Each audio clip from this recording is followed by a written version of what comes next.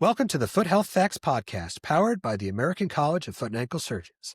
I'm your host and a fellow of the college, Dr. Matthew Dairman. We're wrapping up our Achilles Tendon series today, and I'm back with Dr. Ashleigh Medda. Thanks for joining us again.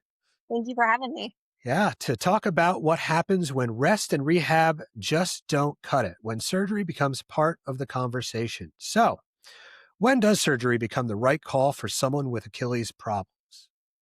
So, we certainly think of it as the last resort, not the first line treatment, but we start to consider it when someone's had 3 to 6 months of consistent, structured rehab and they're just really not seeing any improvement.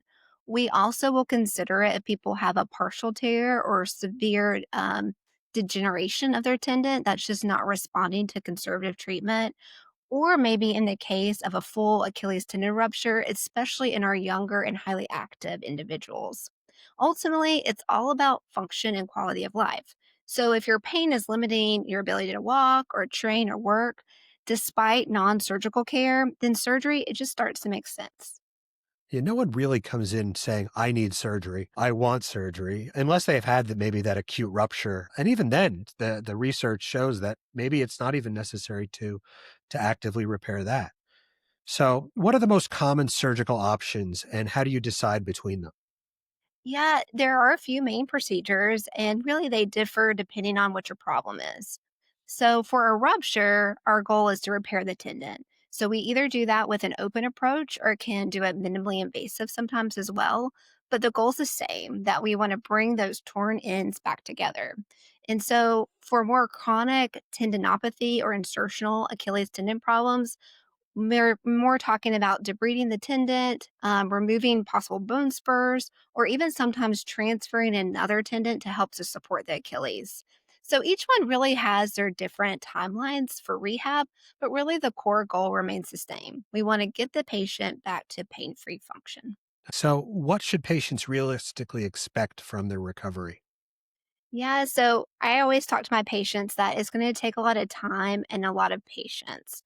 With any surgery in my practice, especially including tendon surgeries, I could tell patients that they're probably going to recover for even up to a year.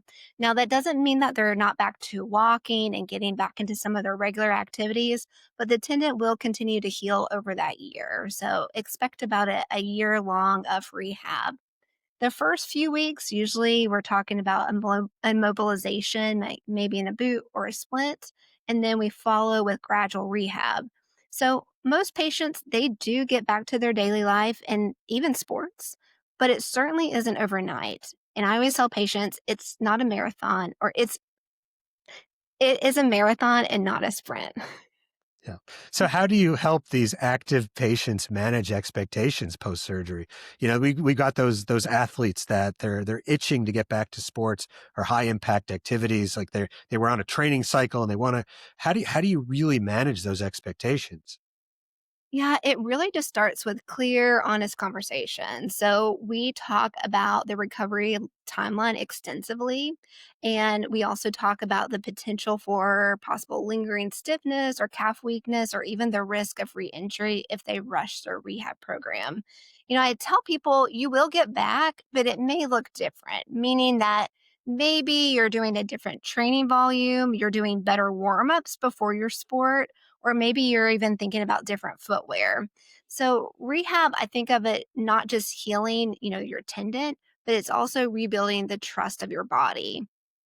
And it's really dependent on, the condition that the patient is in, how active they were before versus how active they are now. Are they sedentary? Are they overweight? So many factors go into the healing process just from a tendon repair perspective versus just a healing process. It takes a while for some people, and some surprise you. Some get better really quick and you look like a hero. Some just linger and take longer and require some additional treatment beyond that. So how often are you sending your surgical patients like to physical therapy, some form of rehab after? Is it always, sometimes? I would say it's probably about 90% of the time, even if they're just going for 1 to 2 sessions to really build a good home program, I think it's really essential. Yeah. So what's one thing you wish patients knew before they let the small problem become a surgical one? I think that early intervention, it really can make a huge difference for Achilles tendon problems.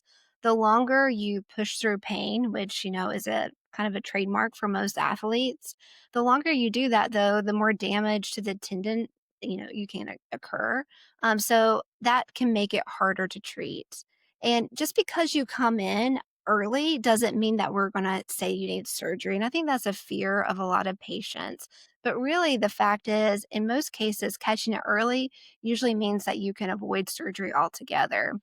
So, really, I just wish people knew that pain is a signal, it's not a weakness, and addressing it early often means a faster recovery. Yeah, I wish everybody would get into the habit of stretching. Yes. We brush our teeth twice a day, hopefully, sometimes three for some.